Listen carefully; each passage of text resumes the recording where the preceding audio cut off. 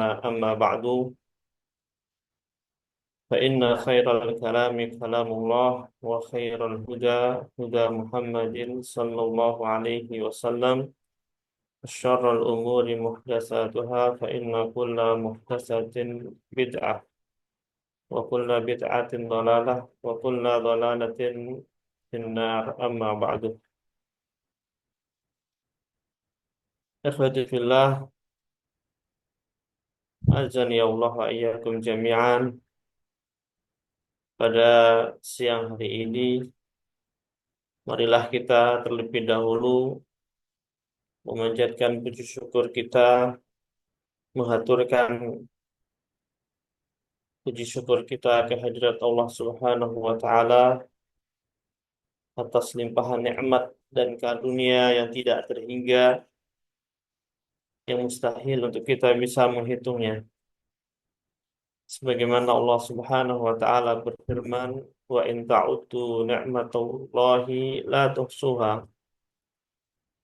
Dan bila kalian hendak menghitung nikmat-nikmat Allah, maka saya kalian tidak akan mampu untuk menghitungnya.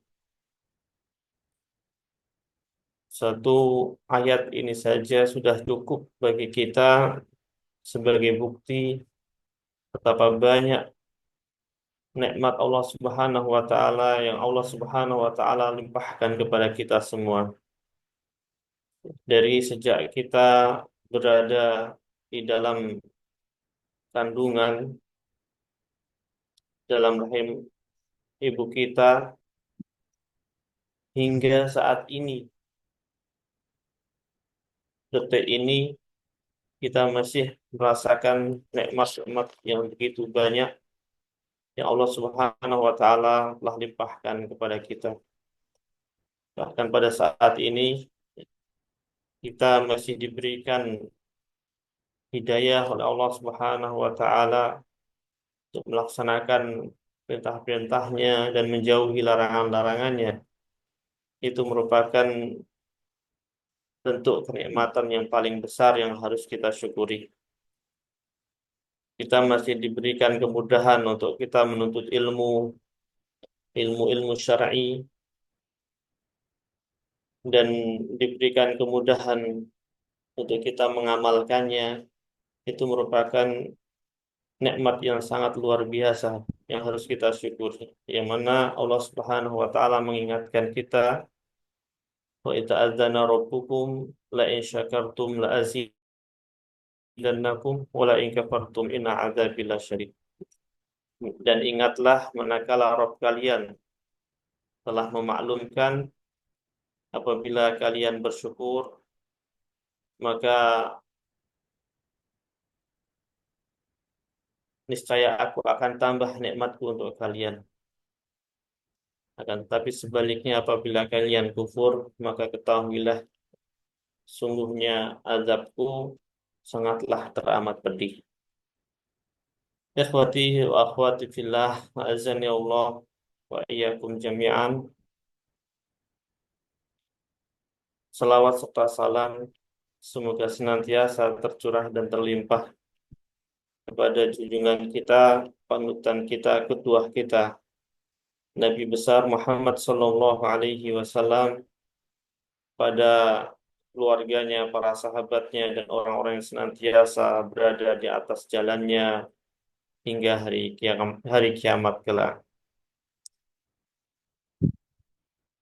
Ikhwati fillah, pada kesempatan kali ini kita akan melanjutkan pembahasan kita terkait mata kuliah manhaj, yang mana pada pertemuan yang lalu sudah bersama-sama kita bahas tentang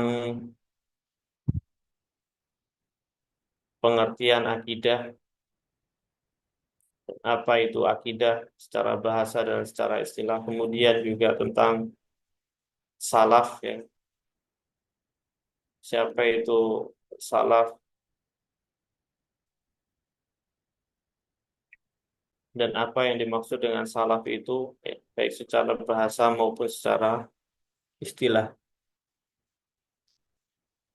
Dan tentunya kita sebagai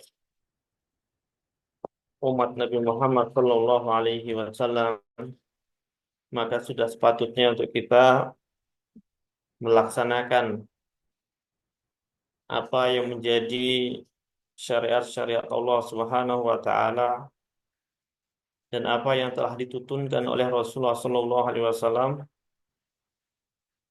dengan pemahaman para salaful ummah yang kemarin sudah kita pelajari bersama terkait makna salaf dan juga pengertian salaf siapakah mereka.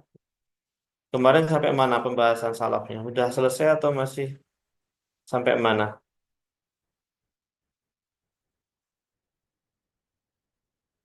Ada yang ingat kemarin sampai mana pembahasannya?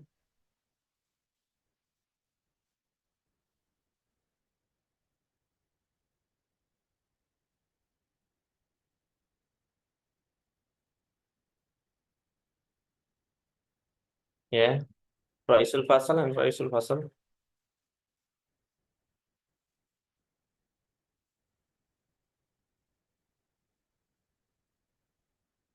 Man Raisul pun Fajar Ustaz.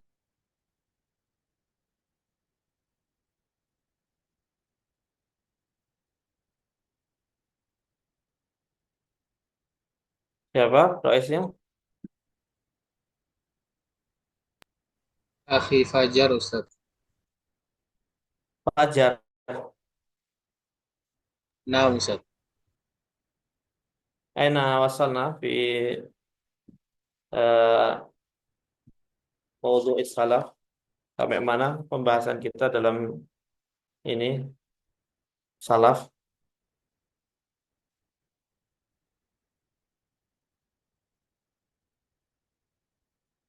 Gak ada Yang yang ingat generasi terbaik itu, Ustaz. Yang generasi terbaik. generasi terbaik. Baik. Ya, ashabul qurunil mufaddalah ya, minas sahabati wa tabi'in wa Nah, tabi'ihim Ustaz. mimman syahida lahu Rasulullah sallallahu alaihi wasallam bil khairiyah. Nah, jadi eh, kita lanjutkan lagi, anak tampilkan layar.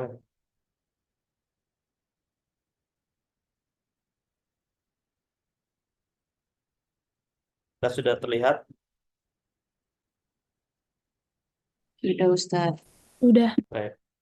Jadi yang dimaksud dengan as-salafus saleh, mereka itu adalah ashabul qurunil mufaddalah. Orang-orang yang hidup pada generasi yang diutamakan, yaitu para sahabat wa tabi'in wa tabi'ihim, yaitu para sahabat Nabi yang hidup di zaman Nabi, kemudian orang-orang yang mengikuti mereka sepeninggal mereka, yaitu para tabi'un, dan orang yang mengikuti para tabi'in ya setelah mereka, yaitu tabi'ut tabi'in.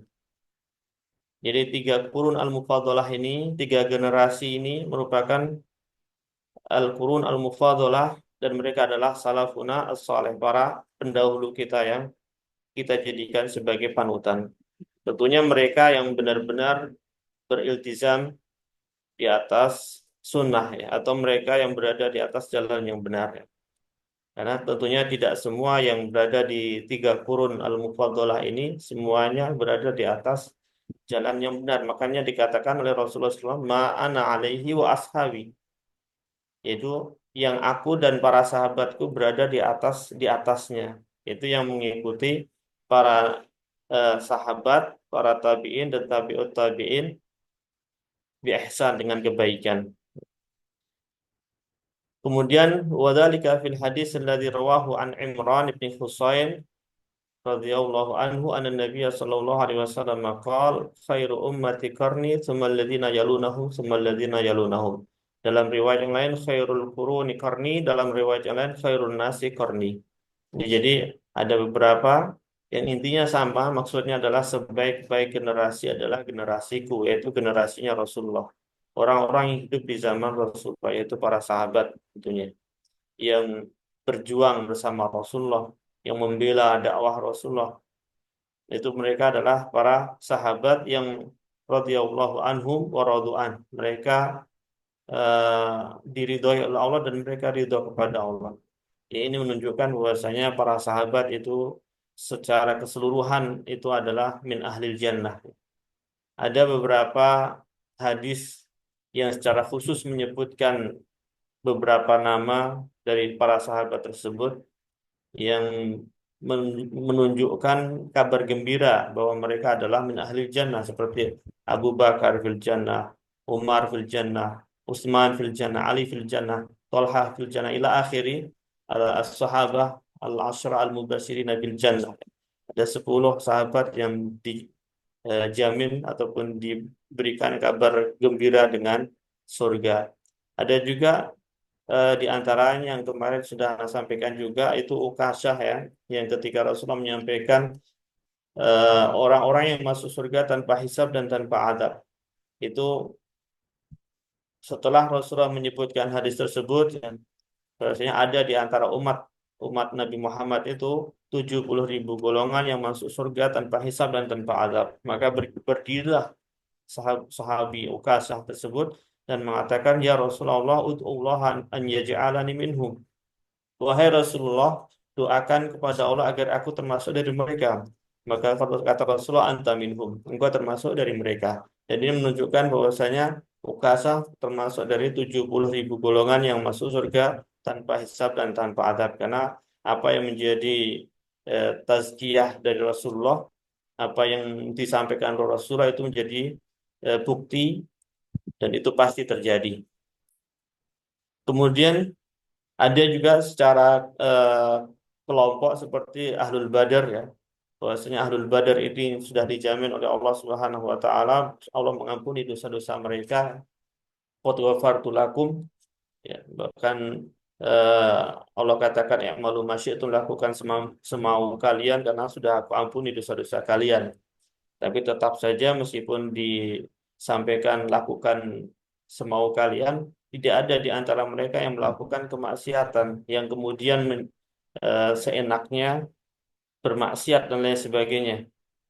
Dan semuanya rata-rata itu ahlul ibadah. Semuanya rata-rata itu adalah para sahabat yang tekun dalam beribadah kepada Allah, yang as-sabiqunal awwal, yang mereka itu bersegera dalam kebaikan.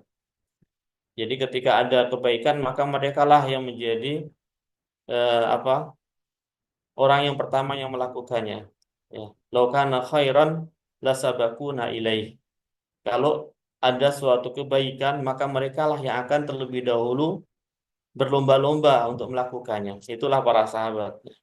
Jadi para sahabat ini adalah para manusia terbaik ya, setelah para nabi dan rasul.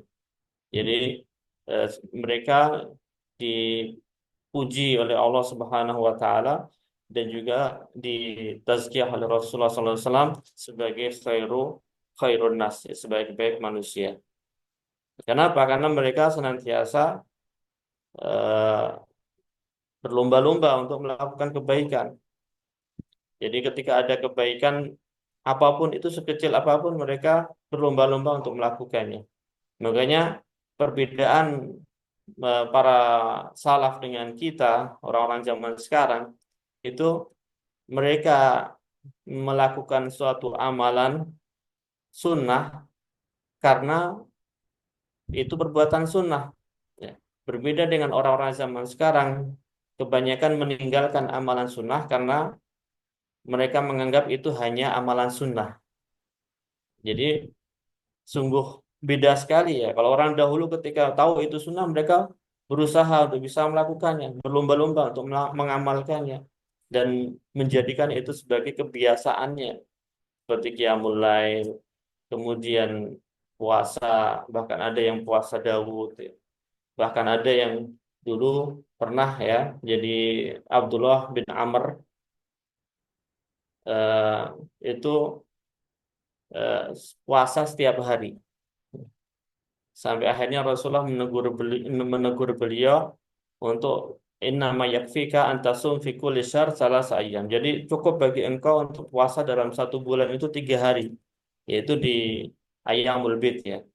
Yang kita kenal dengan puasa Ayyamul Bid, yaitu pada tanggal 13, 14, 15 di setiap bulan di bulan Hijriahnya. Bulan Hijriah, jangan bulan Masehi ya. Jadi di bulan-bulan Hijriah, di tanggal-tanggal Hijriah, tanggal 13, 14 dan 15-nya. Kecuali pada saat hari Tasyrik ya. Karena hari Tasyrik itu masih tanggal 13 itu masih termasuk hari Tasyrik. Nah, yang Tasyrik.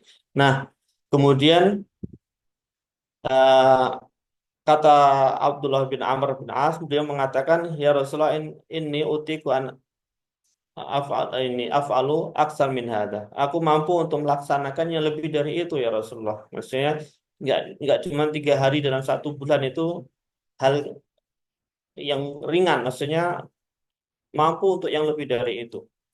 Maka Rasulullah menyarankan sampai akhirnya puasalah seperti puasanya Nabi Daud. Ya, puasanya Nabi Daud itu bi antasumu yauman wa tuftiru yauman. Puasa sehari, berbuka sehari. Puasa sehari, berbuka sehari dan seterusnya seperti itu. Jadi tidak setiap hari berpuasa. Meskipun para ulama ya di situ berbeda pendapat, ada yang mengatakan bahwa puasa tiap hari itu secara hukum sebenarnya bukan haram, cuman itu lebih kepada apa eh, takalluf ya, dalam artian di sini eh, kasihan dengan dirinya gitu, karena kan diri manusia itu juga memiliki hak ya. Jadi badan manusia itu butuh hak ya, untuk diberikan makan dan lain sebagainya. Jadi kalau puasa setiap hari itu sama aja seperti halnya kita mendolimi diri kita sendiri. Meskipun ada sebagian ulama yang membolehkan ya, berdalil dengan perbuatan sebagian sahabat yang melakukan tersebut. Nah, kemudian juga Abdullah bin Amr bin As itu dulu ya, saking bersemangatnya beliau untuk melaksanakan amalan, beliau setiap malamnya itu menghatamkan Al-Quran dalam sholat tahajudnya. Jadi setiap malam beliau hatam, setiap malam beliau hatam, setiap hari seperti itu.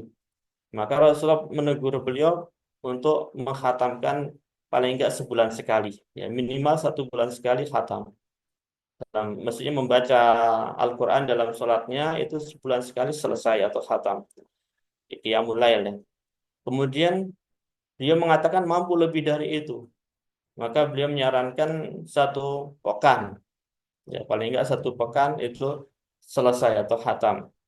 Maka beliau mengatakan mampu lebih dari itu sampai akhirnya disebutkan ya minimal 3 hari. Ya. Jadi 3 hari hatam itu udah luar biasa sekali.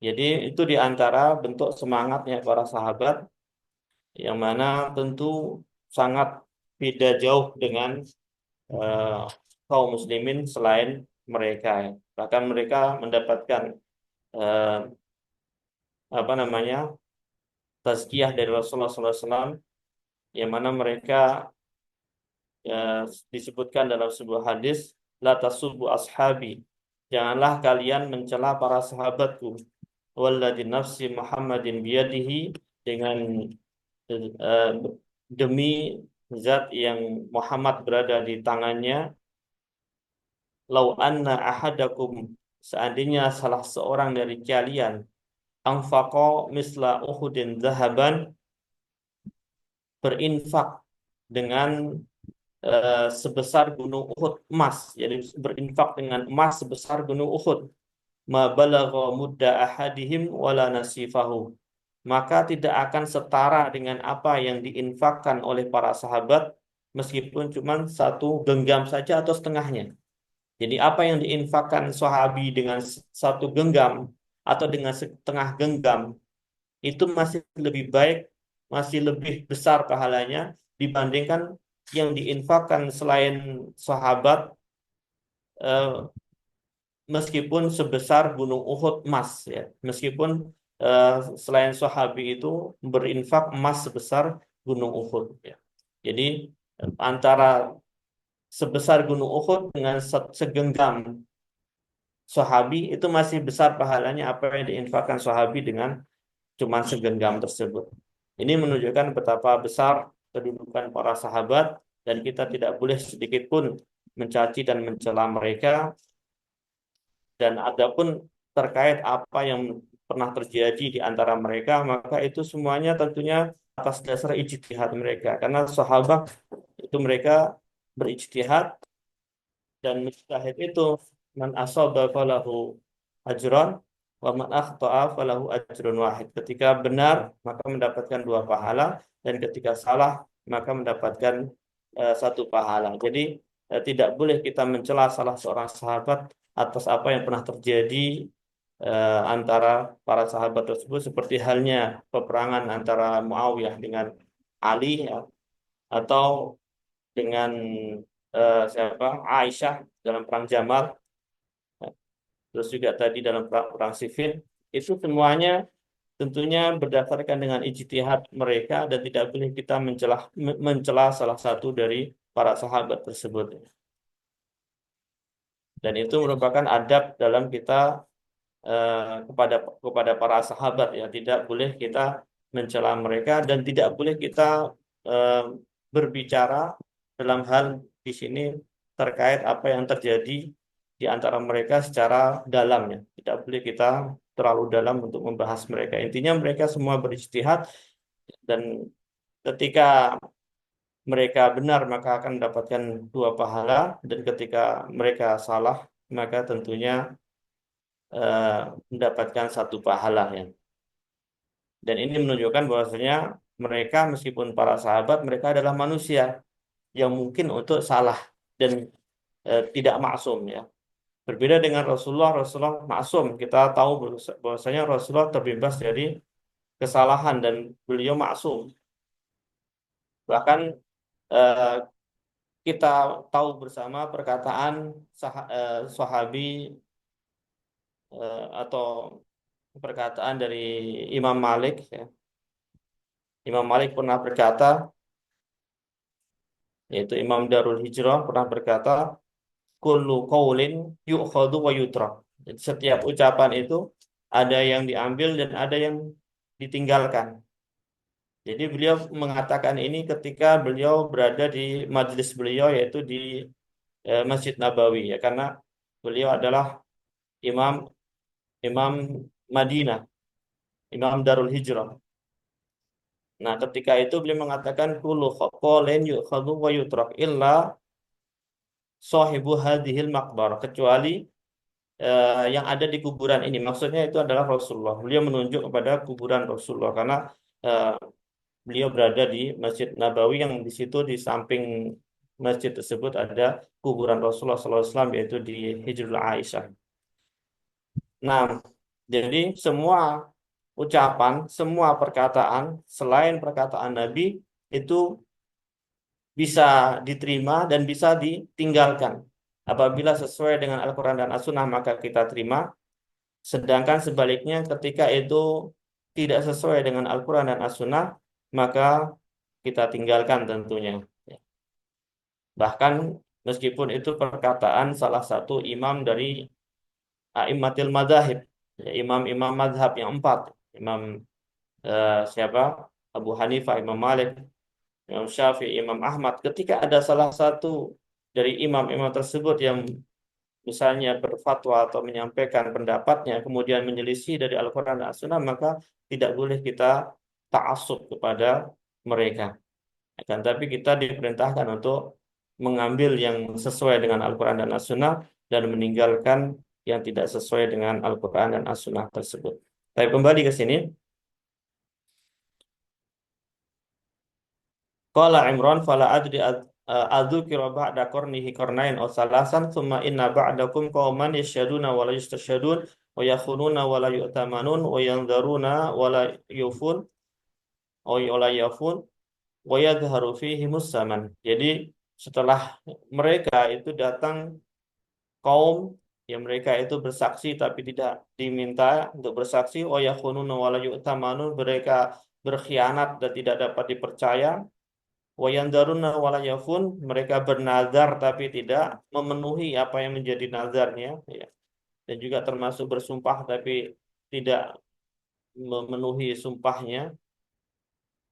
tidak menepati janjinya, wa yadharu fihi musaman, dan nampak pada mereka kegemukannya. Jadi ini di antara ciri-ciri eh, manusia akhir zaman ya. Dan ini menunjukkan bahwasanya Muhammad adalah nabi, ya, karena nggak mungkin bisa mengabarkan perkara-perkara yang akan terjadi sepeninggal beliau selain itu merupakan wahyu dari Allah Subhanahu wa taala. Jadi apa yang beliau sampaikan itu adalah wahyun minallah. Ma yantiqu 'anil hawa in huwa illa wahyu yuha. Wa ashabu hadhil quruni afdalul ummati wa akramul khalqi ba'da nabiyyin. Jadi mereka yang hidup pada 3 generasi ini adalah umat yang paling mulia, yang paling utama ya setelah para nabi. Wa fihimus siddiqun wasyuhada'i was-shalihun wal a'immatul ladzina ajma'al muslimuna ala hidayatihim wa dirayatihim. Dan pada generasi tersebut terdapat siddiqun ya, para siddiq. Asal di situ Abu Bakar As-Siddiq yang jelas yang mendapatkan julukan tersebut. Kemudian wasyuhada, yaitu para syuhada yang mati syahid, termasuk di situ Umar dan Utsman yang disampaikan langsung oleh Rasulullah SAW ketika berada di atas Gunung Uhud. Yang saat itu Rasulullah dengan 3 sahabatnya ini berada di Gunung Uhud, dan Gunung Uhud itu bergetar ya. Karena yang di atasnya adalah orang-orang mulia semua, manusia yang paling utama di muka bumi. Maka Gunung Uhud itu sampai bergetar. Maka Rasulullah mengatakan, "Usmut ya Uhud." Tenang wahai Gunung Uhud, tenang. Sesungguhnya yang di atasmu ini tidak lain kecuali Nabi, kemudian Siddiq, dan Syahidain. Yang di atasmu ini adalah seorang Nabi, kemudian seorang Siddiq, kemudian 2 orang syahid. Jadi ini menunjukkan bahwasanya Rasulullah mengetahui bahwasanya Umar dan Utsman itu akan mati syahid. Kemudian qala subhanahu wa ta'ala anhum wasabiqunal awwalun minal muhajirina wal ansar. Jadi mereka yang masuk Islam di awal-awal ya, dari para muhajirin, kemudian para ansar ya, yang menolong kaum muhajirin, walladzina tabauhum, dan orang-orang yang mengikuti mereka bi ihsanin, dengan kebaikan. Ya. Dan kata-kata ini walladzina tabauhum itu bisa termasuk kita di dalamnya. Jadi semoga kita termasuk dari orang-orang yang senantiasa mengikuti Nabi dan juga para sahabat dan mereka yang berada di atas jalannya Rasulullah SAW. Ya, semoga kita Amin. termasuk yang mengikuti mereka bi ihsanin.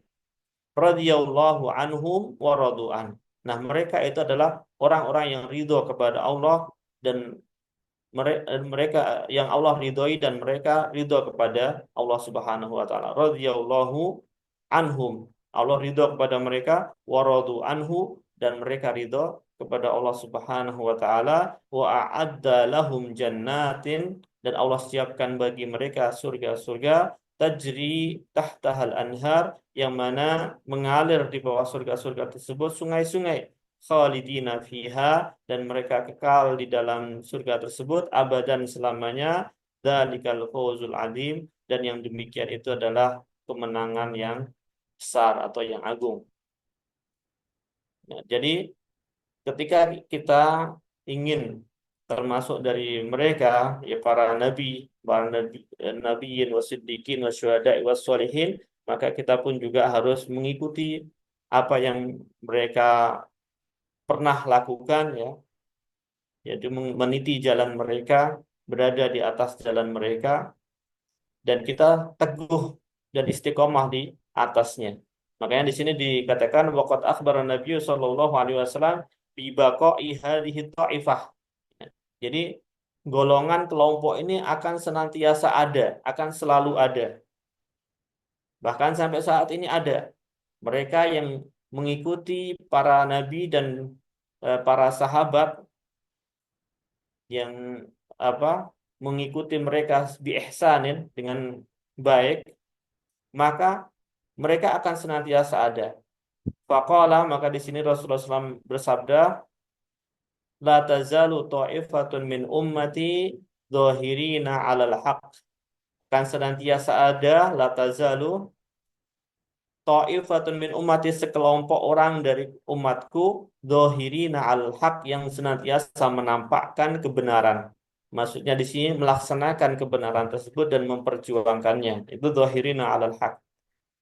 Jadi mereka membela kebenaran tersebut, melaksanakan perintah-perintah Allah dan menjauhi larangan-larangannya dan memperjuangkannya. Kemudian la yadurruhum man khalafahum, tidak membahayakan mereka orang-orang yang menyelisihi mereka. Jadi tidak membuat mereka gentar, tidak membuat mereka takut orang-orang yang menyelisihi mereka. Wala man khadalahum, dan juga memusuhi mereka. Hatta ya'tiyahum amrullah, sampai datang kepada mereka perintah Allah, perkara Allah, yaitu maksudnya di sini adalah kematian, ketetapan Allah yaitu kematian. Wahum ala dzalik, dan mereka tetap seperti itu, maksudnya berada di atas kebenaran. Jadi akan selalu ada orang-orang yang senantiasa berada di atas kebenaran, bahkan sampai nanti menjelang hari kiamat ya. Jadi semoga kita termasuk dari orang-orang ini. Jadi orang-orang yang akan memperjuangkan agama Islam ini akan selalu ada. Tinggal apakah kita termasuk dari mereka atau tidak. Nah, itu yang harus kita pertanyakan pada diri kita masing-masing. Jadi Allah itu akan senantiasa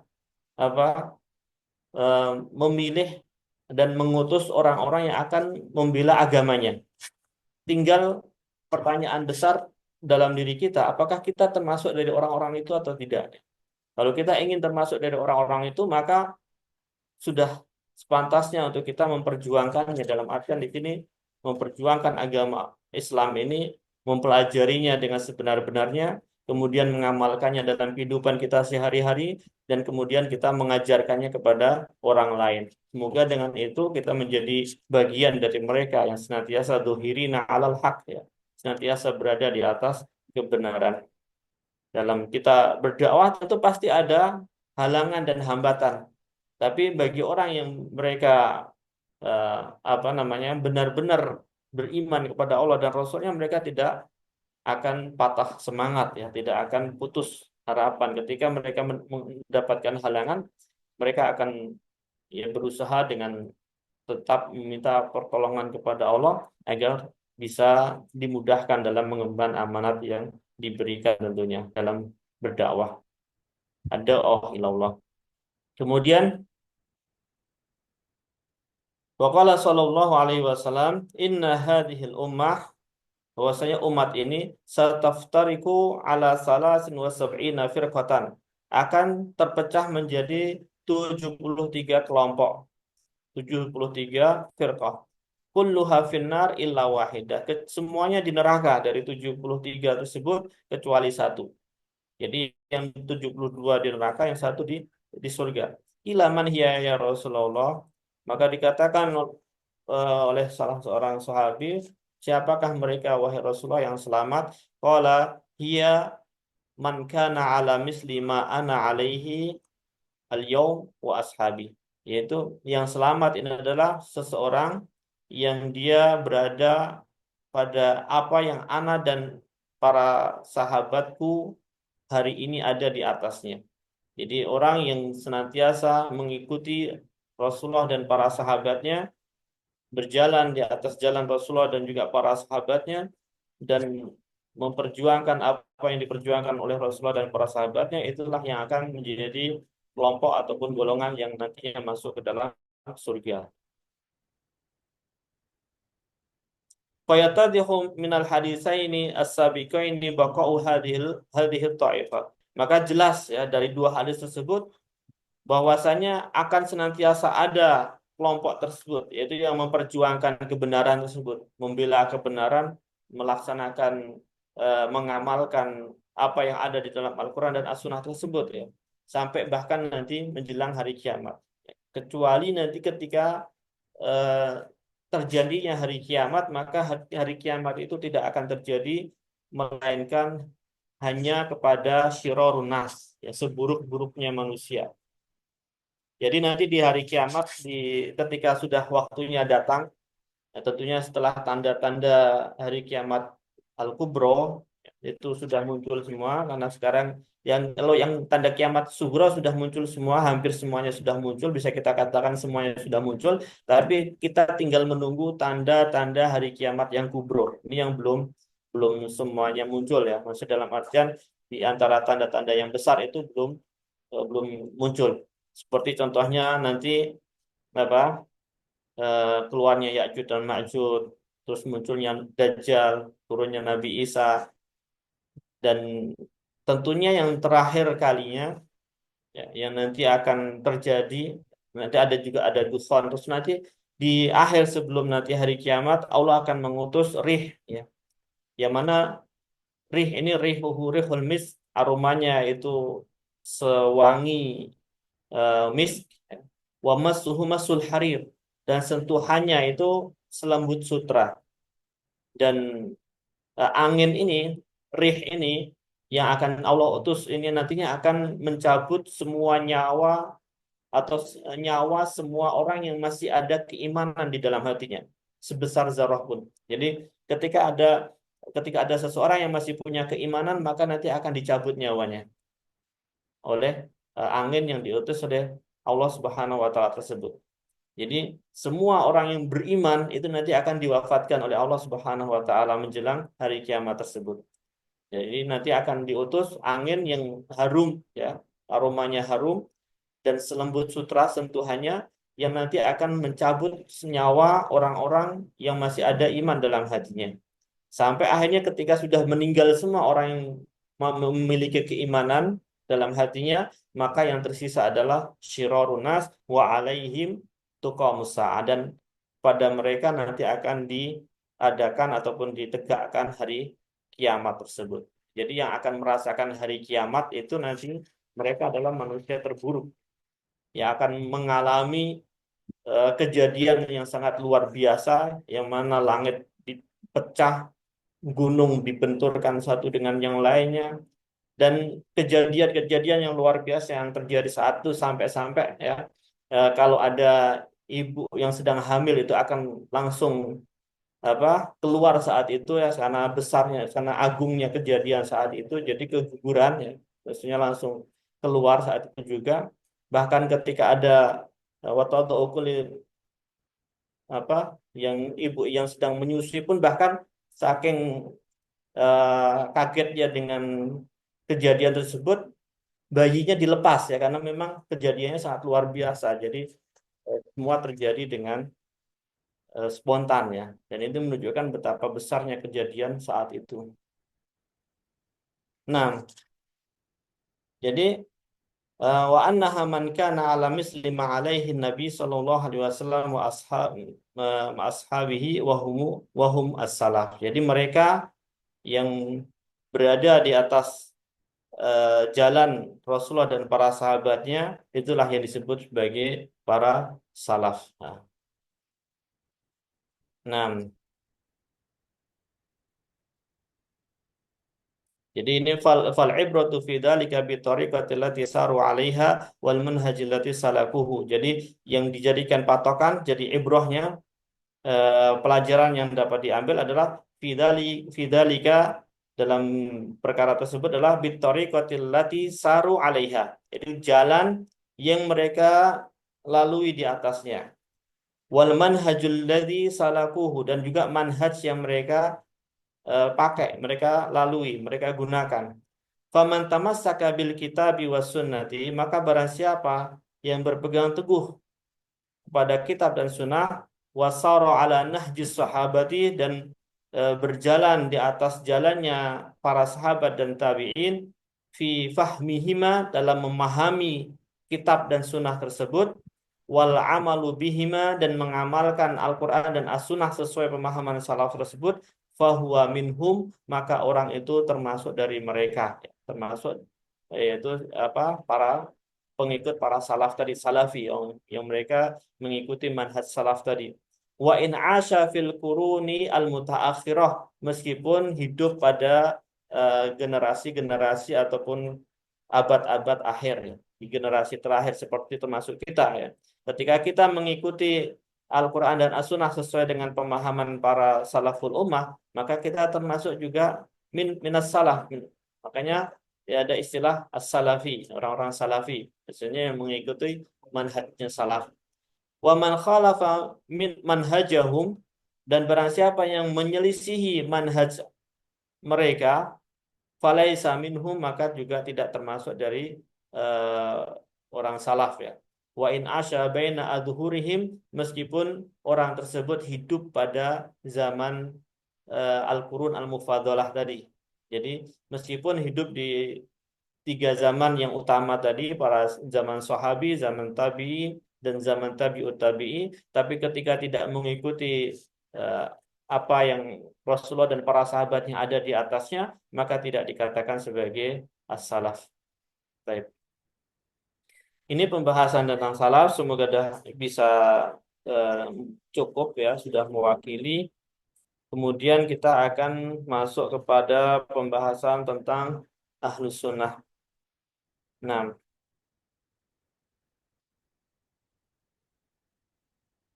pembahasan yang kaitannya dengan ahlus sunnah wal jamaah. Tentu yang dimaksud dengan mereka yang berada di atas jalan Rasulullah dan para sahabatnya, itulah mereka yang disebut sebagai ahlus sunnah wal jamaah. Mereka yang mengikuti Rasulullah dan para sahabatnya, dan juga orang-orang yang berada di atas jalannya, itulah yang disebut sebagai ahlus sunnah wal jamaah. Nah, kita akan eh, berkenalan apakah yang dimaksud dengan ahlus sunnah tersebut. Ahlus sunnah itu kan terdiri dari tiga kata, ahlu, kemudian as-sunnah, kemudian juga al-jamaah. Nah, kita akan satu persatu kupas. Kalau ahlu itu bisa kita katakan sebagai keluarga ataupun golongan ataupun eh, apa namanya, sohib ya. Sohibus sunnah, ahlu sunnah maksudnya mereka yang berada di atas sunnah atau berpegang teguh dengan sunnah. Nah, kita akan terlebih dahulu membahas tentang sunnah ya, secara bahasa dan juga secara istilah. Tentunya pembahasan terkait ta'rifat ini sangat panjang ya, tapi nggak apa-apa kita apa namanya, pelajari dan kita sedikit demi sedikit jelaskan terkait makna sunnah secara bahasa dan juga secara istilah. Yang pertama adalah ta'rifus sunnah lughatan. Jadi sunnah secara bahasa mushtaqah min sanna yasinnu au yasunnu sunnatan. Jadi sanna yasunnu sunnatan atau sanna yasinnu sunnatan. Yang dimaksud di sini adalah masnun, maksudnya yang disunahkan. Masnunun simbolnya. Jadi kata sunnah itu dari fi'il madhi sanna yasunu atau sanna yasinu. Kemudian ada beberapa makna dari sunnah tersebut. Sannal amro bimakna bayyanahu. Jadi sanna al-amro bimakna bayyana dzalikal amr. Qala ta'ala sunnatullahi fil ladzina khalau min qablu. Di sini sunnah Allah pada orang-orang yang telah lalu. Qala Ibnu Mandur ay sannallahu dzalika bimakna bayyanahu. Jadi di sini makna dari sannallah fil ladzina khalau min qablu maksudnya yang Allah jelaskan, bimakna bayyanahu. Kemudian fa sunnatullah, yang dimaksud dengan sunnatullah itu adalah ahkamuhu, hukum-hukumnya, hukum-hukum Allah, wa amruhu, dan perintahnya, wa nahyuhu, dan juga larangannya, wa sannahallahu linnas, dan Allah sunnahkan itu untuk manusia, bimana bayyanaha. Allah jelaskan itu untuk manusia. Jadi sannallahu tilkal umur linnas bayyanaha. Allah jelaskan hukum-hukum, kemudian perintah dan larangan tersebut kepada manusia, maksudnya adalah bayyana. Jadi sanna di sini gimana bayyana. Ya. Kemudian eh, selanjutnya sunnah bimana asirah wa tariqah. Kalau tadi sanna bimakna bayyana. Di sini yang kedua sunnah bimakna as-sirah wa tariqah. Ya. Jadi memang ada beberapa versi dalam pemaknaan sunnah dan itu semuanya bisa kita gunakan ya tergantung konteks kalimatnya. Kemudian sanna yasunnu sunnatan, sunnah yang dimaksud di sini adalah as-sirah wa tariqah, itu jalan atau cara. Hasanatan kanat am qabihatan, baik itu yang baik ataupun yang buruk. Jadi ada sirah yang sirah itu sejarah ya, bisa diartikan sejarah. Sirah nabawi itu sejarah nabi. Baik itu sirah yang baik atau thariqah yang baik, hasanah, am qabihah ataupun yang jelek. Wa minhu qauluhu sallallahu alaihi wasallam, dan yang demikian sebagaimana sabda Rasulullah SAW, man sanna sunnatan hasanatan. Barang siapa yang di sini mengajarkan jalan yang baik,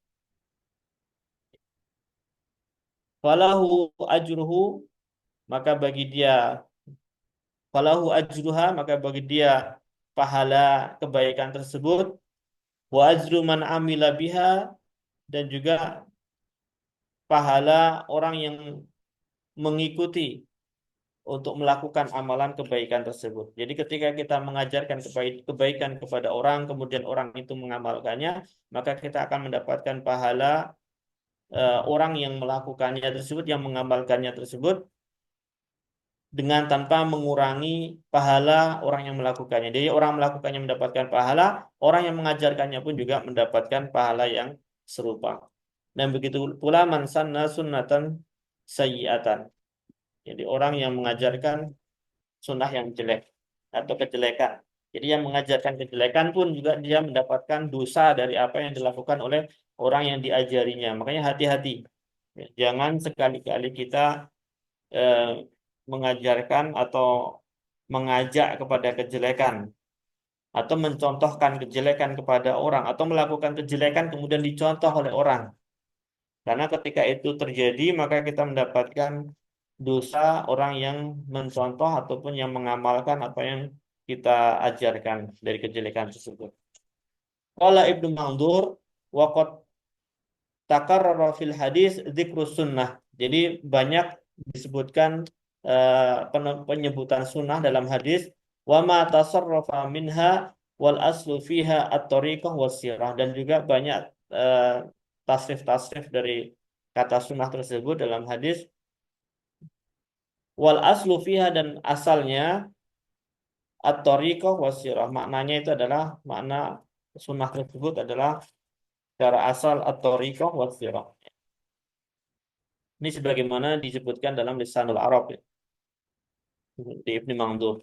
Kemudian wa min dzalika, dan di antara makna sunnah tersebut sunnatur Rasul sallallahu alaihi wasallam ai siratuhu. Jadi yang dimaksud sunnatur Rasul, sunnah Rasulullah itu adalah sirah beliau. Al-amaliyah, cara amalan, amal-amal beliau yang beliau lakukan, allati hiya tarjamatun shadiqatun li kitabillahil aziz. Yang mana sirahnya Nabi ataupun amaliyah Nabi yang beliau lakukan itu merupakan terjemah shadiqah ya, terjemah yang benar, yang membenarkan li kitabillahil aziz, terhadap kitab Allah. Jadi merupakan implementasi dari apa yang ada di dalam Al-Quran. Makanya disebutkan kanat khuluquhu Al-Quran. Jadi Rasulullah itu akhlak beliau adalah Al-Quran. Maka ketika kita ingin tahu bagaimana akhlak Rasulullah, ya udah pelajari Al-Quran. Karena akhlak Rasulullah adalah Al-Quran. Karena kanat khuluquhu Al-Quran. Itu perkataan Aisyah ketika ditanya tentang akhlak Rasulullah SAW. Wahyal hikmah fi qaulihi ta'ala, dan ini merupakan hikmah dari firman Allah, wadhkurna ma yutla fi buyutikunna min ayatillahi wal hikmah. Dan juga sunnah itu maknanya hikmah ya, sebagaimana dalam ayat ini. Jadi sunnah juga bisa dimaknai dengan hikmah. Kemudian juga yaqulu Ibnu Faris berkata, wa sunnatu Rasulillah sallallahu alaihi wasallam. Yang dimaksud dengan sunnatu Rasulullah sallallahu alaihi wasallam adalah siratuhu. Jadi sirahnya. Jadi sunnah Rasulullah adalah sirah Rasulullah. Ini sebagaimana yang beliau sampaikan dalam Maqayisul Lughah. Ini masih dalam makna lughah. Kemudian sunnah juga memiliki makna yang lain, yaitu al-adah as-sabitah, kebiasaan yang tetap ya, kebiasaan yang sabit. Kama qala ta'ala sunnata man qad arsalna qablaka mir rusulina wa la tajidu li sunnatina tahwila. Ya, di sini dikatakan wala tajidu li sunnatina tahwila, wala tajidu li sunnatillahi tabdila ya, dalam ayat lain. Jadi tahwila di sini tidak, yang dimaksud sunnah di sini adalah al-adah as-sabitah. Dan itu tidak tergantikan. Wala tajidu li sunnatina tahwila. Fa sunnatu huna ta'ni al-adah as-sabitah allati hakama Allahu biha wa qadaha. Jadi di sini yang dimaksud adalah al-adah as-sabitah yang Allah Subhanahu wa taala hukumkan dan Allah putuskan. Dan tidak ada yang lebih baik dari apa yang Allah Subhanahu wa taala hukumkan dan Allah Subhanahu wa taala putuskan. Makanya tidak ada yang bisa menggantikan. Jadi hukum Allah itu adalah yang paling baik.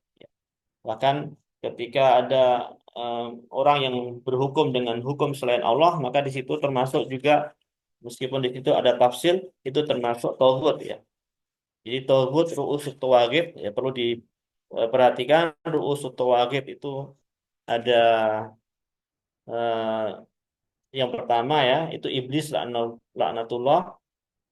Kemudian yang kedua adalah man yahkum yang kedua adalah man yad'u ila ibadati nafsihi, seseorang yang dia menyeru kepada untuk menyeru orang lain untuk mengibadahinya ya, seperti Fir'aun, seperti Namrud ya, yang memerintahkan manusia untuk menyembah dia. Itu tauhid ya. Yang pertama tadi iblis, kemudian yang kedua man yad'u ila ibadati nafsihi, kemudian yang ketiga man yu'badu min dunillah wa huwa radin anhu. Seseorang yang disembah selain Allah dan dia ridho. Ya. Ini juga termasuk tauhid. Atau sesuatu yang disembah selain Allah. Itu termasuk tauhid. Kemudian yang keempat man yadda'i ilmal ghaib. Seseorang yang mengaku tahu perkara gaib, itu termasuk tauhid, ru'usut tawaghit ya. Tauhid yang utama. Kemudian yang terakhir man yahkum bi ghairi ma anzalahullah. Man yahkum bi ghairi ma anzalahullah. Jadi yang berhukum dengan selain hukum Allah. Tentunya di sini ada tafsir, yaitu ketika dia mengatakan bahwasanya hukum selain Allah itu lebih baik, mengatakan bahwasanya hukum manusia itu lebih baik daripada hukum Allah, dan itu termasuk kekufurannya. Jadi 5 perkara ini diingat-ingat. Ru'usut tawaghit itu ada 5. Yang pertama adalah iblis laknatullah alaih. Kemudian yang kedua man yad'u ila ibadati nafsihi. Yang ketiga man yu'badu min dunillah wa huwa radin anhu, wa ma yu'badu min dunillah. Jadi seseorang atau sesuatu yang disembah selain Allah dan dia ridha. Ya, karena yang disembah selain Allah nggak hanya manusia ya, ada juga yang misalnya kuburan ya, juga ada yang disembah juga seperti sapi misalnya, bahkan mungkin berhala dan lain-lain ya. Kalau manusia ada juga yang disembah tapi dia tidak ridho, seperti Nabi Isa ya. Nabi Isa juga disembah tapi dia tidak ridho, maka tidak termasuk tauhid. Intinya yang tauhid itu man yu'badu min dunillah wa huwa radin anhu. Kemudian yang keempat adalah man yadda'i ilmal ghaib, seseorang yang mengaku tahu perkara ghaib ya, karena la ya'lamul ghaiba illallah, tidak ada yang tahu perkara ghaib kecuali Allah Subhanahu wa taala. Jadi kalau ada yang mengaku tahu perkara ghaib, maka itu tauhid. Dan ini fatal ya. Seperti halnya dukun, para dukun atau para peramal ya. Bahkan kita tidak diperbolehkan untuk percaya, mendatangi pun nggak boleh, apalagi percaya. Man ata'arrafan fasaddaqahu bima yaqul faqad kafara bima unzila ala Muhammadin. Man ataka hinan aw arrafan fasaddaqahu bima yaqul faqad kafara bima unzila ala Muhammad. Jadi barang siapa yang mendatangi peramal ya atau dukun kemudian dia membenarkan apa yang diucapkan peramal atau dukun tersebut faqad kafara bima unzila ala Muhammad, maka dia telah kufur terhadap apa yang diturunkan kepada Nabi Muhammad. Atau eh, ketika seseorang datang saja tapi tidak membenarkan ya, tidak apa namanya tidak percaya dengan apa yang disampaikan dukun tersebut, maka sholatnya tidak diterima selama 40 hari ya. Itu perkara yang berat ya, karena ini kaitannya dengan akidah. Jadi kalau datang saja tapi tidak percaya dengan apa yang diucapkan, maka itu sholatnya tidak diterima selama 40 hari. Jadi selama 40 hari sholatnya nggak diterima, tapi tetap dia harus melakukannya. Karena kalau dia tidak sholat, berarti dia sama aja ya meninggalkan eh, fondasi agama ataupun meninggalkan agama. Karena sholat itu merupakan rukun Islam. Ya. Jadi rukun Islam itu ketika tidak dipenuhi, maka Islamnya hancur. Karena bunyal Islam wala khams syahadati alla ilaha illallah anna Muhammad Rasulullah iqamis shalah wa ita'iz zakah wa shaumi Ramadan wa hajjil baiti man istata'a ilaihi sabila. Jadi 5 perkara ini harus dilakukan seseorang muslim. Kalau ditinggalkan, maka Islamnya runtuh.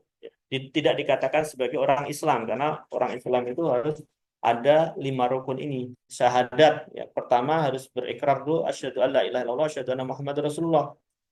Kemudian baru dia iqamus shalah menegakkan salat ya. Al-ahdul ladzi bainana wa bainahumus shalah. Perkara yang membedakan antara kita orang muslim dengan mereka orang kafir itu salat. Faman tarakaha faqad kafar. Barang siapa yang meninggalkan salat maka dia telah kafir. Ya, jadi salat ini perkara yang sangat besar ya, nggak boleh kita bergampang-gampang atau bermudah-mudah untuk meninggalkan sholat. Tapi kita sebagai seorang muslim, sebagai ahlu sunnah wal jamaah tidak boleh bergampang-gampang atau memudahkan dalam kita mengkufurkan orang lain. Ya. Misalnya kita eh, melihat atau kita tahu orang dia nggak sholat ya. Kemudian kita katakan kamu sudah kafir, itu nggak boleh seperti itu karena dalam mengkafirkan orang itu ada duabit yang harus terpenuhi, tidak boleh kita menggampangkan dalam mengkafirkan orang lain. Mungkin dia tidak kita tidak melihat dia sholat, tapi mungkin dia sholat ketika kita tidak melihatnya karena kita nggak tahu kan kita tidak 24 jam bersama dia. Ya. Jadi kita tidak boleh menggampangkan dalam kekufuran Allah. Misalnya. Ya di atas ya, apa ada orang nah kemudian wa min dzalika kembali ke sini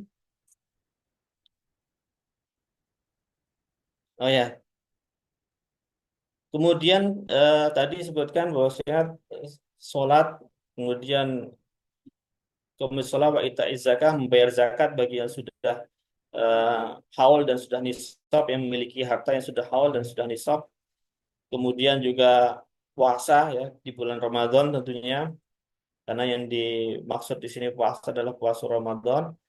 Kemudian juga haji ya, bagi yang mampu untuk sampai ke Baitillahil Haram. Ya.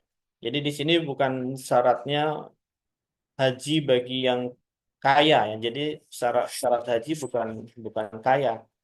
Kalau orang misalnya hidupnya pas-pasan, tapi dia mampu untuk bisa sampai ke Baitillahil Haram, maka dia sudah terpenuhi syarat tersebut ya.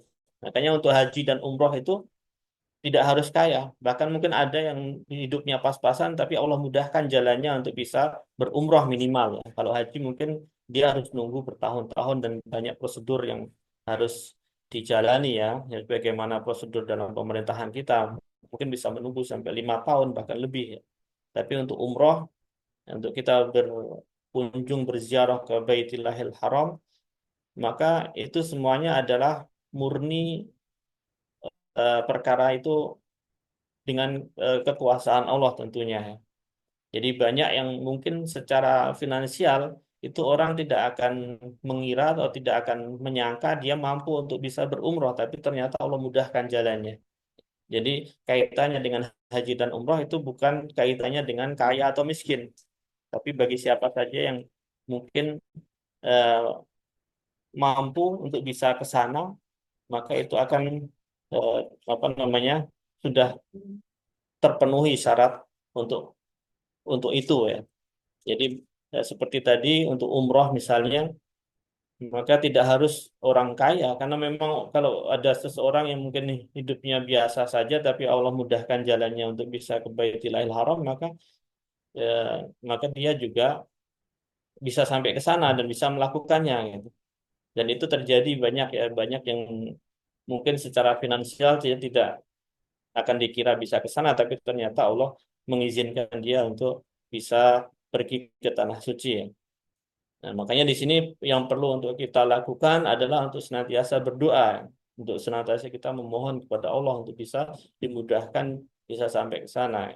Bahkan anak sendiri juga mengalami hal tersebut. Ya. Anak juga awalnya tidak akan, maksudnya dalam artian di sini tidak menyangka bisa sampai ke sana, tapi ternyata Allah Subhanahu Wa Taala mudahkan untuk bisa melaksanakan ibadah umroh dan lain sebagainya.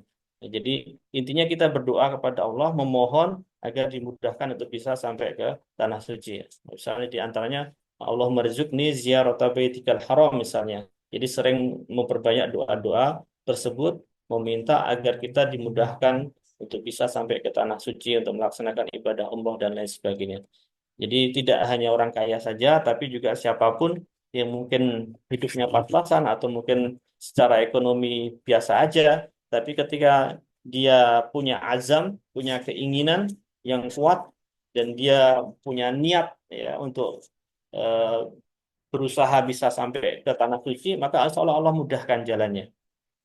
Berbeda ketika orang-orang yang dia mungkin uangnya banyak atau mungkin secara ekonomi seharusnya sudah bisa mampu untuk pergi ke tanah suci. Tapi kalau dia nggak punya niat, dia nggak akan sampai ke sana. Allah juga tidak akan mengizinkan dia untuk bisa sampai ke sana kalau memang dia tidak mempunyai azam untuk bisa sampai ke tanah suci tersebut. Jadi intinya kita memohon kepada Allah, berdoa agar dimudahkan. Kita kembali ke poin selanjutnya, mindalika as-sunanur rabbaniyah allati yujriha Allahu ala ibadihi. Jadi sunnah rabbaniyah yang Allah Subhanahu wa taala berikan ataupun eh, kasihkan kepada hamba-hambanya. Wahya sunanun la tatakhallaf wa la tatabaddal. Yaitu sunnah-sunnah yang tidak tergantikan, tidak tidak mungkin untuk diganti.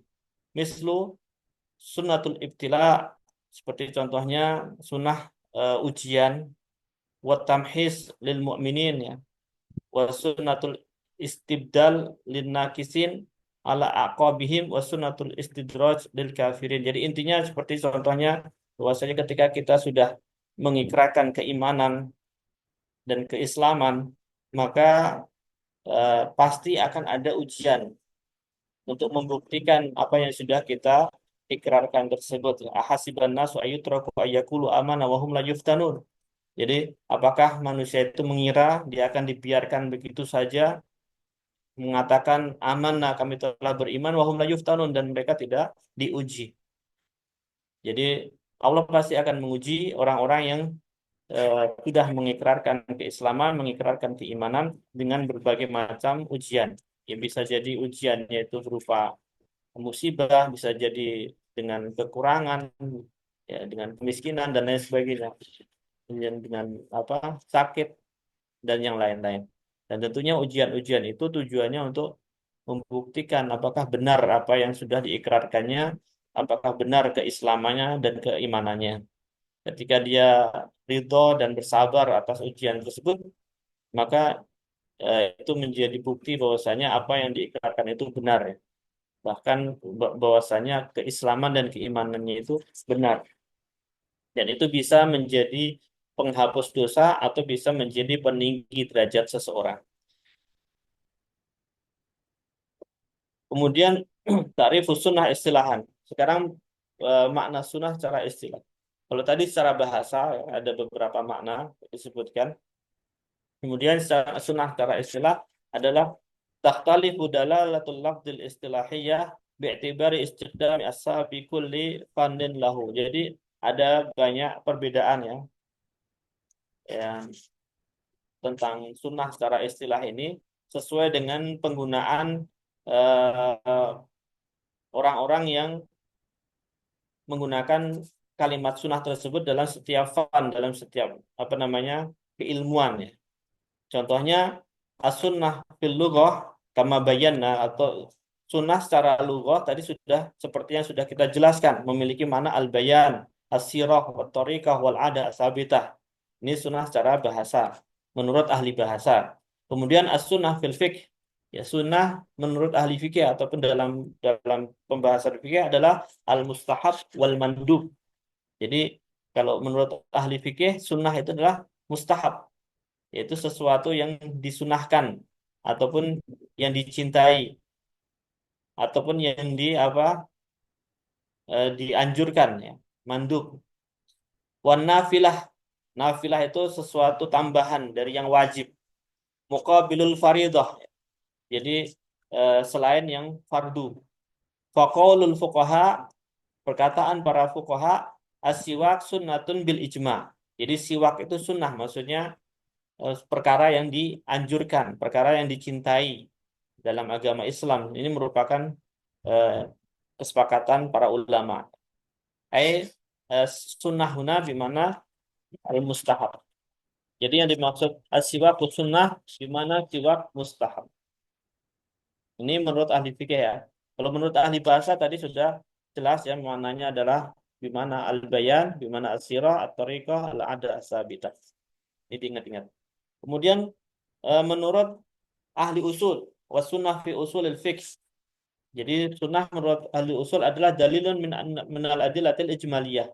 Dalil minal adillatil ijmaliyah. Jadi dalil dari dalil-dalil secara umum.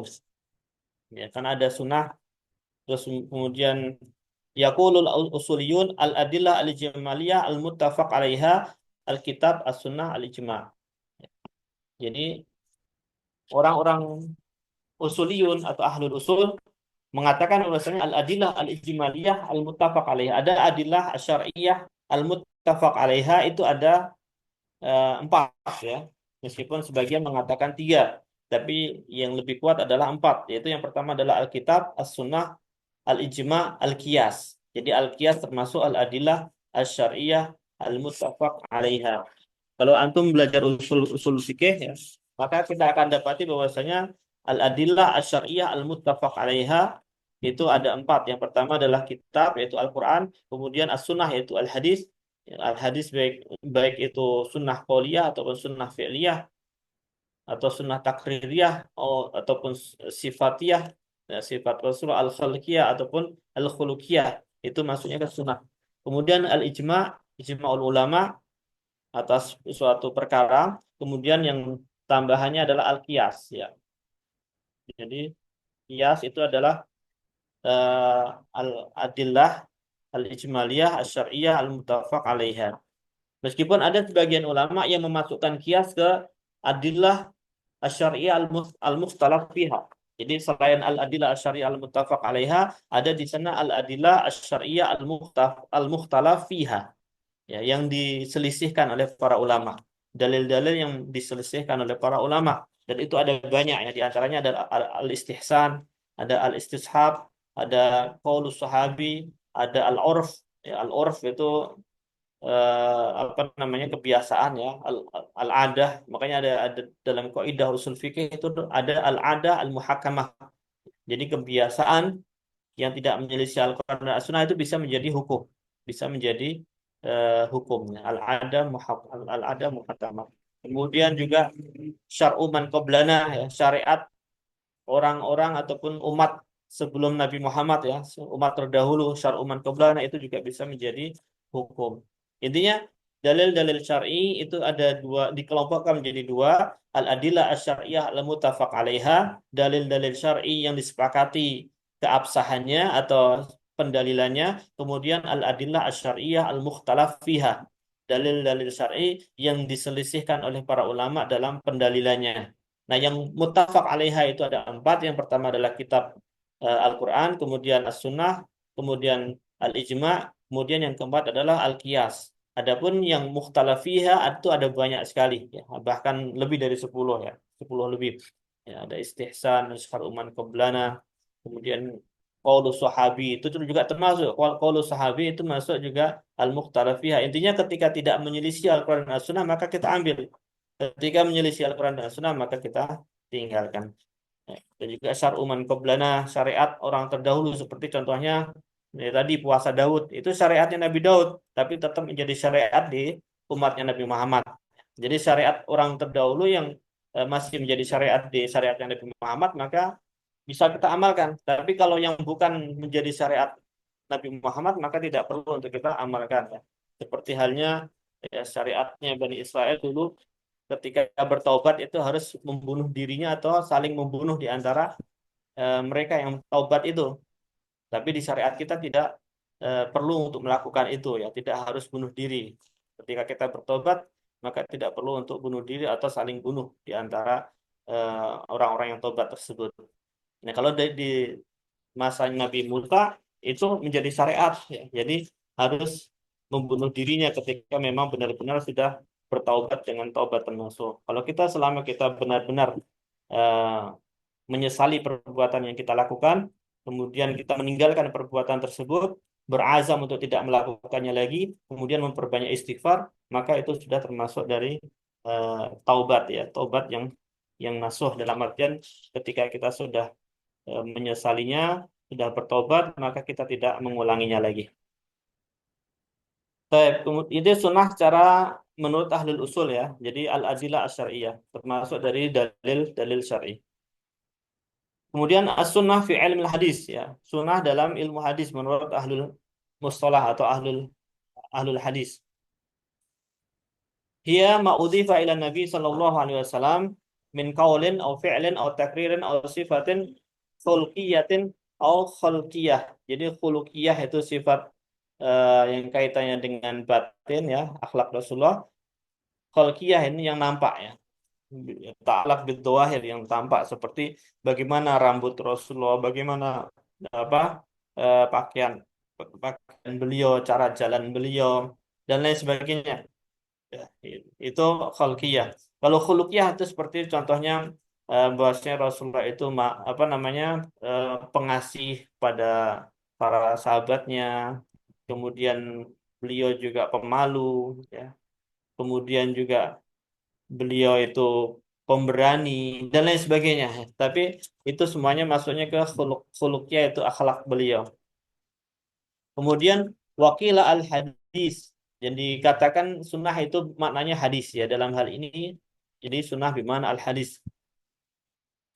Al-hadisu a'am min sunnah yaqulu asy-Syatibi yutlaqul lafdhu sunnah ala ma jaa'a manqulan 'an Nabi sallallahu alaihi wasallam ala al-khusus mimma lam yunassa alaihi fil kitabi al-aziz. Jadi sebagaimana dikatakan oleh Imam Syatibi bahwasanya yutlaqul lafdhu sunnah ala ma jaa'a manqulan. Jadi sunnah itu disebutkan atas sebagai apa atas apa yang datang mangkulan an Nabi, yang datang dari Nabi Shallallahu Alaihi Wasallam secara khusus. Mimma lam yunasso alaihi, yang tidak disebutkan, tidak dinaskan dalam Al-Quran Al-Aziz. Jadi yang tidak ada dalam Al-Quran. Jadi hadis itu lebih umum daripada sunnah. Kalau sunnah itu yang tidak disebutkan di dalam Al-Quran. Kalau hadis itu yang disebutkan dalam Al-Quran, kemudian juga disampaikan oleh Rasulullah, atau yang tidak disebutkan di dalam apa namanya Al-Quran. Tapi kalau sunnah itu khusus yang tidak disebutkan dalam Al-Quran saja. Ini menurut Imam Asy-Syatibi. Meskipun ada yang mengatakan bahwa sunnah dengan hadis itu sama.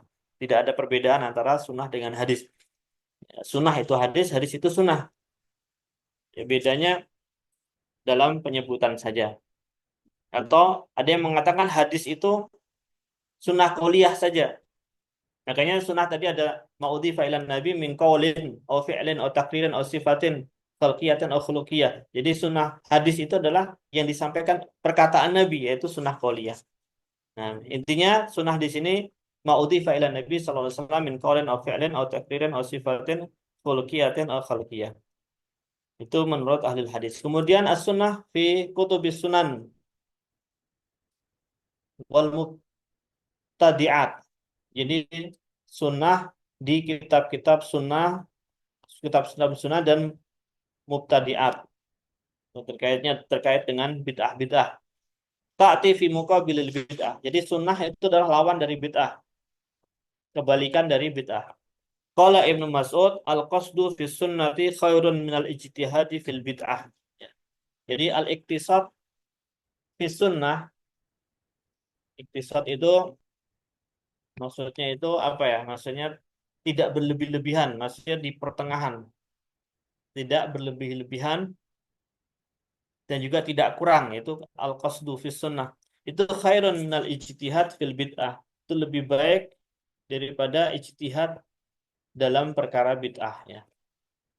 Jadi mengamalkan eh, tambahan tapi dia dalam perkara bid'ah. Jadi lebih baik mencukupkan yang sunnah daripada memperbanyak amalan tapi ternyata amalannya bid'ah.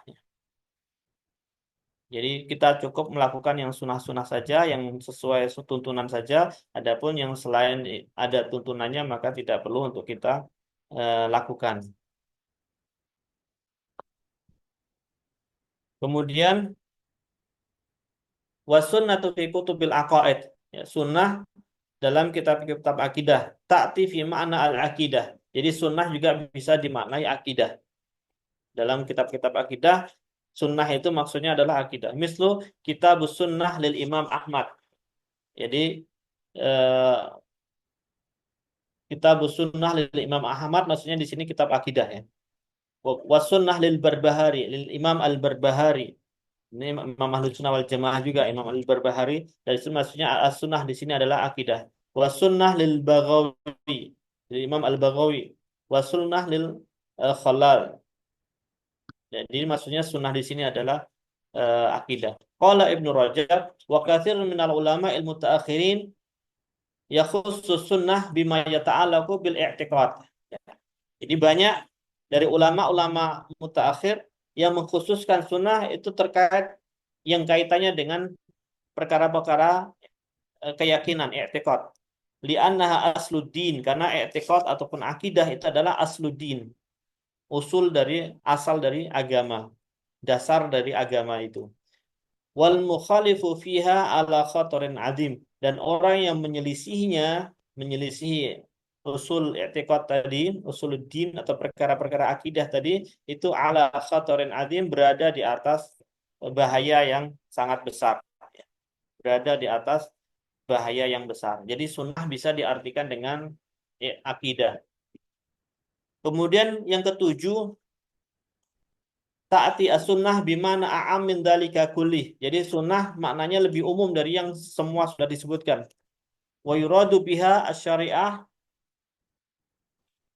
awiddin. Jadi sunnah itu maknanya bisa dimaknai syariah ataupun agama. Jadi lebih umum dari yang tadi. Yang tadi sudah disebutkan.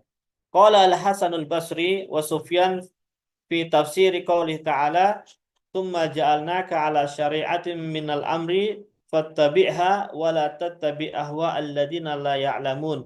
Nah di sini uh, yaqulu Ibnu Taimiyah rahimahullah as-sunnah hiya asy-syari'ah. Ya, jadi asy-syari'ah di sini maksudnya as-sunnah. Tsumma ja'alnaka 'ala syari'atin minal amri fattabi'ha wa la tattabi' ahwa alladziina la ya'lamun. Jadi sunnah di sini maknanya syariah. Wahia ma syara'ahu Allahu wa rasuluhu minad din. Dan itu adalah apa yang Allah Subhanahu wa taala syariatkan dan rasulnya syariatkan dari agama. Jadi makna dari sunnah itu bisa dimaknai dengan syariah ataupun dengan agama. Baik.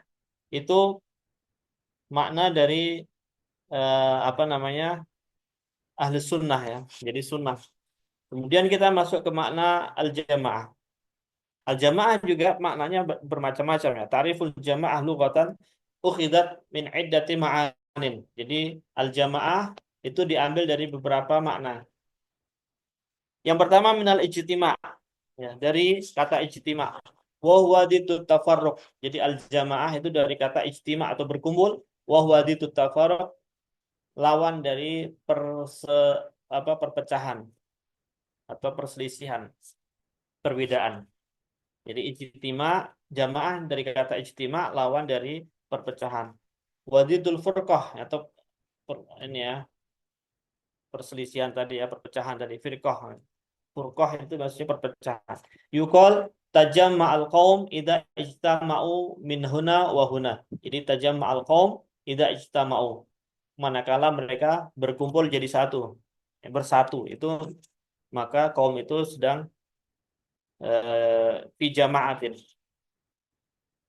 Wa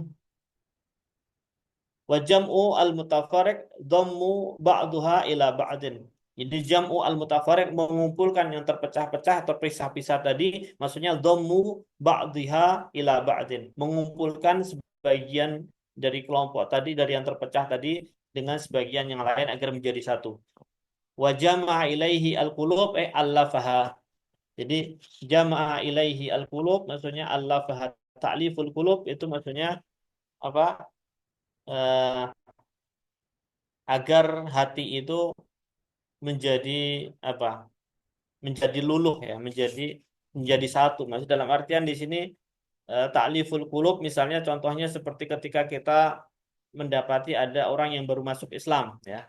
Atau misalnya orang yang masih kita harapkan untuk masuk Islam, dia masih kafir tapi kita harapkan dia akan terpengaruh orang-orang terpengaruh dan masuk Islam. Maka kita bisa dengan ta'liful qulub. Ta'liful qulub misalnya kita memberikan hadiah, kita dengan berlaku baik kepada orang tersebut agar orang itu nantinya akhirnya luluh hatinya dan mengikuti ataupun masuk dalam agama Islam. Itu maksudnya menggabungkan hati tersebut agar menjadi satu dalam artian mengikuti dalam ajaran Islam ya. Kemudian wa minal jam'i. Jadi jamaah juga dari kata al-jama'. Tadi ijtima' berkumpul. Kemudian juga dari kata al-jama' wa huwa ismun li jama'atin nas. Jama' itu ismun li jama'atin nas, perkumpulan manusia. Nama dari perkumpulan manusia. Wal jam'u masdar qaulika jama'tu syai'a. Jadi jama' ini masdar dari ucapan seseorang, jama'tu syai'a, aku kumpulkan sesuatu. Fal jama'ah fil lughah idza urida biha jama'atun nas. Jadi jamaah secara bahasa ketika diinginkan darinya jama'atun nas, kelompok manusia. Fahumul qaumu al-mujtama'un ala amrin ma. Jadi mereka itu adalah kaum, itu golongan orang al-mujtama'un yang dikumpulkan ala amrin ma, untuk tujuan sesuatu ya, untuk tujuan tertentu. Misalnya kita kumpulkan banyak orang untuk rapat misalnya, atau untuk membahas suatu perkara, atau untuk mengkaji suatu ilmu dan lain sebagainya. Itu makna jamaah ataupun dari kata al-jama' tadi. Kemudian juga minal ijma' dari kata ijma' ya, dari yang pertama ijtima', yang kedua al-jama', yang ketiga al-ijma'. Wa huwa al-ittifaq wal ihkam. Yuqal ajmal amra ay ahkamahu. Jadi ittifaq itu bersepakat ataupun saling menguatkan. Yuqal ajmal amra ay ahkamahu. Jadi dikuatkan. Wa yuqal ajma ahlul ilm ay ittafaqu. Jadi para ahlul ilm bersepakat atas suatu perkara. Ya. Jadi kata al-jamaah dari kata ijma' tersebut. Kemudian fal jamaah, yang dimaksud dengan jamaah adalah al-adadul katsiru minan nas, jumlah yang banyak dari manusia. Wa ta'ifatun minan nas, dan kelompok dari manusia. yajma'uha gharadun wahid, yang mengumpulkan mereka untuk tujuan yang satu. Ya. Jadi ketika manusia dikumpulkan untuk satu tujuan, maka itu yang disebut sebagai al-jamaah. Termasuk juga manusia berkumpul di atas satu kebenaran, ya karena al-haq wahid la yata'addad, ya, kebenaran itu cuma satu, tidak bercabang. Makanya nggak mungkin ada kebenaran ganda, ya. Jadi kebenaran itu satu. Kalau salah, berarti ketika ada dua yang berselisih, berarti yang satu benar, yang satu salah. Karena nggak mungkin dua-duanya benar ketika itu bertentangan, ya. Jadi al-haq wahid la yata'addad. Kecuali ketika ya, dua-duanya ini bertentangan karena ijtihad, ya. Ya, tetap yang satu salah, tapi ketika itu ijtihad, maka meskipun dia salah, dia tetap mendapatkan pahala.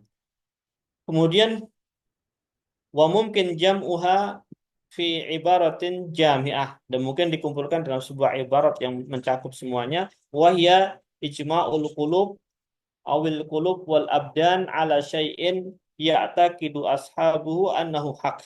Jadi eh, hati yang terkumpul ataupun hati dan badan manusia yang terkumpul atas sesuatu yang ya'taqidu ashabuhu, yang mereka meyakininya bahwasanya itu adalah kebenaran. Jadi maksudnya al-jamaah ini adalah orang-orang yang mereka berkumpul di atas kebenaran.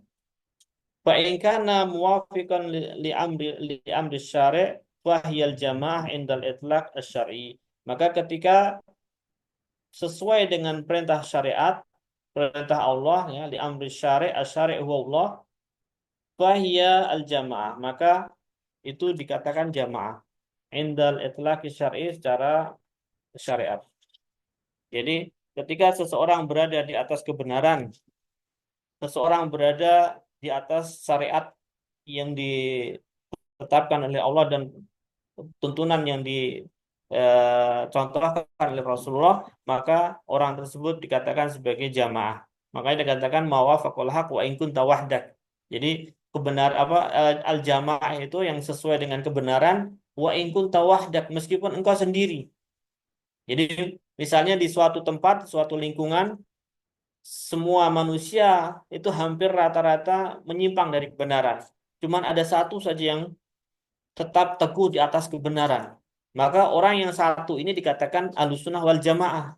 Ya, meskipun cuma sendiri dikatakan jamaah. Kenapa? Karena dia sesuai dengan kebenaran, mawafaqal haq, meskipun dia sendirian. Jadi meskipun sendiri tetap dikatakan jamaah karena dia sesuai dengan jamaatul muslimin, atau sesuai dengan orang-orang muslim yang mereka berada di atas kebenaran. Jadi al-jamaah di sini mereka orang-orang yang berada di atas kebenaran. Ta'riful jamaah istilahan. Makna al-jamaah secara istilah. Tutlaku ala iddati ma'anin dzakaraha ahlul ilm. Ada beberapa makna yang disebutkan oleh ahlul ilm. Yang pertama, tutlakul jamaah ala sahabah ridwanullah alaihim. Jadi para sahabat yang Allah ridhoi. Jadi al-jamaah di sini adalah maksudnya adalah para sahabat. Qala Syatibi fi ma'rid dzikrihi li aqwalin nas fi mafhumil jamaah, al-jamaah hiya as-sahabah 'ala al-khusus fa innahum alladziina aqamu imadad-din wa arsaw autadahu wa humul ladziina la yajtami'una 'ala dhalalatin aslan. Ini perkataan Imam Syafi'i bahwasanya yang dimaksud jamaah itu adalah para sahabat secara khusus. Kenapa? Fa innahumul ladzina aqamu imadad-din, karena mereka lah yang menegakkan tiang-tiang agama. Wa arsau autadahu, dan mereka yang menguatkan pasak-pasak agama tersebut. Wa humul ladzina la yajtami'una 'ala dhalalatin, dan mereka tidak berkumpul, tidak bersatu di atas kesesatan secara asal. Jadi di sini Imam Syatibi berpandangan jamaah itu secara hukum asal atau makna asalnya adalah para sahabat. Fannususu al-waridah fi sunnati 'alal jama'ati tansarifu ilaihim awalan lisabqihim fi zamani wal fadl. Jadi nas-nas yang menunjukkan tentang fis sunnati wal anil jamaah itu tansorifu ilaihim awalan, yang dimaksud adalah mereka ya. Yang pertama, yang utama yang dimaksud di sini adalah mereka. Lisabqihim fi zaman, karena mereka yang terlebih dahulu secara zaman, wal fadl, dan juga mereka terlebih dahulu dalam keutamaan ya. Mereka terdahulu dalam waktu, mereka duluan ya, secara waktu, dan juga mereka secara keutamaan lebih dulu. Kemudian waktu telakul jamaah ala ahlil ilm. Al jamaah di sini adalah para ahlul ilm yang memiliki keilmuan. Wa a'immatul huda. Ya.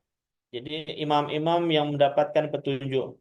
Al muqtada, yang dijadikan sebagai pedoman, dijadikan sebagai panutan fiddin, dalam agama. Wa man salaka sabilahum, dan orang-orang yang mengikuti jalan mereka. Jadi jamaah itu ini, mereka adalah para ahlul ilm, para a'immatul huda, dan orang-orang yang mengikuti mereka. Lama su'ila Ibnul Mubarak anil jamaah. Ini perkataan Ibnul Mubarak. Beliau ditanya tentang jamaah. Qala Abu Bakar wa Umar. Faqila lahu qad mata Abu Bakar wa Umar. Abu Bakar dan Umar sudah meninggal. Qala fulan fa fulan wa fulan. Maka beliau mengatakan fulan dan fulan. Yaitu maksudnya adalah Abu Hamzah As-Sukari, Abu Hamzah As-Sukari jamaah. Ini termasuk ulama hadis ya, Abu Hamzah As-Sukari. Wa Abu Hamzah wa Muhammad bin Maimun. Ini Muhammad bin Maimun Al-Marwazi. Ya. Jadi ini termasuk pakar hadis di zamannya, termasuk ulama kabir. Karena yang waktu di zaman Ibnu Mubarak, beliau masih jadikan sebagai panutan, dalam artian dalam hal keilmuan ya. Karena tadi beliau menyampaikan al-jamaah itu Abu Bakar dan Umar. Terus dikatakan Abu Bakar dan Umar sudah meninggal, maka beliau menyebutkan seorang ulama di zaman beliau, yaitu eh, Abu Hamzah Muhammad bin Maimun Al-Marwazi. Intinya ahlul ilm yang dimaksud di sini adalah al-jamaahum ahlul ilm, dan juga a'immatul huda, dan orang yang mengikuti jalan mereka. Kemudian qala al-Bukhari, Imam Bukhari berkata, bab wa kadzalika ja'alnakum ummatan wasata wa ma amara an-nabiy sallallahu alaihi wasallam biluzumil jamaah wa hum ahlul ilm. Jadi Imam Bukhari juga pernah mengatakan bahwasanya al-jamaah di sini adalah, yang dimaksud adalah ahlul ilm. Qala Ibnu Hajar Al-Asqalani, fa'urifa anna al-murada bil wasfi al-madhkur ahlul ilm asy-syar'i. Yang dimaksud dari perkataan Imam Bukhari di sini itu adalah ahlul ilmu asy-syar'i. Yaitu mereka para ahlul ilm yang kaitannya dengan ilmu syar'i. Faqala At-Tabari, Imam At-Tabari berkata, wa qala qaumun al-muradu bihim ahlul ilm. Jadi yang dimaksud dengan al-jamaah itu menurut Imam At-Tabari adalah, beliau menyampaikan perkataan para ahlul ilm, yang dimaksud adalah perkataan ulama, itu bahwasanya ahlul ilm yang dimaksud dengan al-jamaah. Li'anna Allah ja'alahum hujjah 'alal khalqi, ja'alahum hujjatan 'alal khalqi. Karena Allah menjadikan mereka sebagai hujjah atas makhluk hidup, atas manusia. Wan nasu taba'un lahum fi amriddin. Jadi manusia mengikuti mereka dalam perkara-perkara agama. Jadi mereka yang dijadikan sebagai panutan oleh manusia dalam perkara-perkara agama, sehingga yang dimaksud al-jamaah itu mereka adalah para ahlul ilm. Ini menguatkan pendapat yang kedua, yaitu bahwasanya al-jamaah adalah ahlul ilm. Kemudian yang ketiga, tutlaqul jamaah ala al-ijtima' ala al-haq wa adamut tafarruq. Yaitu yang dimaksud dengan jamaah adalah berkumpul di atas kebenaran dan tidak berpecah belah. Kama warada fil hadis wal jama'atu rahmah wal furqatu adab ya. Ini eh, rawahu Ahmad fil Musnad wa qala Albani, Imam Albani mengatakan isnaduhu hasan wa rijaluhu thiqat. Jadi hadisnya hadis hasan, bisa diamalkan, dan rijalnya thiqat ya. Jadi para perawinya thiqah, percaya. Jadi al jamaah rahmah wal furqah adab. Jadi jamaah itu maksudnya berkumpul dalam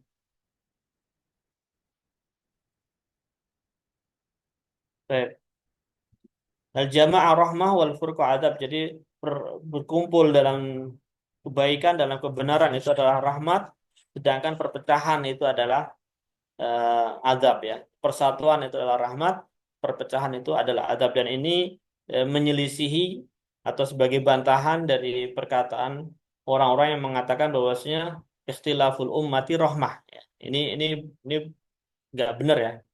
Jadi itu yang salah, ikhtilaful ummati rahmah. Jadi tidak benar kita ketika dikatakan perselisihan umatku itu adalah rahmah.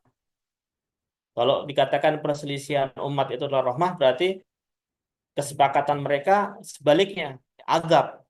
Tentu tidak ya. Yang benar adalah al-jamaah rahmah wal furqah azab. Jadi perpecahan itu adalah azab, sedangkan sebaliknya persatuan itu adalah rahmah. Dan ibarah yang ikhtilaf umat rahmahnya sudah menjadi hal yang sering didengar ya di kalangan masyarakat, padahal itu tidak tepat ya. Kemudian wa misluhu qauluhu sallallahu alaihi wasallam alaikum bil jamaah wa iyyakum wal furqah ya. Wajib bagi kalian untuk bersatu dan janganlah kalian untuk berpecah ya. Jadi al jamaah di sini al ijtima, al furqah ini adalah perpecahan. Fa inna syaitana ma'al wahid. Jadi syaitan itu ma'al wahid, jadi sendiri-sendiri. Wa huwa minal isnaini ab'ad. Adapun yang berkelompok, yang dua atau tiga atau lebih, maka dia menjauhi. Wa man arada bihajjatil jannah fa'alaihi bil jamaah. Wa man arada bihajjatil jannah fa'alaihi bil jamaah. Ingin apa namanya? Hujjah ya, bukti untuk nanti bisa masuk surga, maka mengikuti al-jamaah. Karena mengikuti apa yang ada pada Rasulullah dan juga para sahabatnya, mengikuti kebenaran. Jadi ketika menginginkan surga, maka harus eh, mengikuti apa yang Rasulullah dan juga para sahabatnya ada di atasnya atau yang disebut sebagai al-jamaah. Dan ini hadisnya rawahu Ahmad fil Musnad wa qala al-Hakim sahih ala syarti Syaikhain wa wafaqahu adz-Dzahabi. Jadi hadisnya sahih dengan syarat Imam Bukhari dan syaratnya Imam Muslim, dan menyetujuinya Imam Adz-Dzahabi. Kemudian waqala Ibnu Mas'ud innalladzi takrahuna fil jama'ati khairun alladzi tuhibbuna fil furqah ya. Jadi yang kalian benci dari dalam secara berjamaah, secara bersamaan ataupun kesatuan itu lebih baik daripada yang kalian cintai dari perpecahan atau dari kesendirian ya, perpecahan ya. Karena ibaratnya seperti ini, seperti kayak serigala itu, dia tidak akan menyerang kambing yang berkelompok atau bergerombol yang bersama-sama, tapi dia akan mengincar kambing yang terpisah dari kelompoknya, dari gerombolannya. Jadi setan pun juga sama, dia apa namanya, bersama yang sendirian ataupun yang terpisah dari jamaahnya. Makanya al-mufariqu lil jamaah itu termasuk juga yang dicela dalam agama kita. At-tariqu lidinihi wal mufariqu lil jamaati. Baik, itu ya. Sampai jam berapa kita? Afan Ustaz, waktunya sudah habis Ustaz. Oh, sudah habis. Baik. Mungkin itu Oke. dulu ya, nanti insya Allah itu masih sebenarnya masih panjang, masih ada beberapa makna yang lain. Tapi mungkin kita cukupkan dulu sampai di sini, dan insya Allah kita lanjutkan lagi pada pertemuan yang akan datang.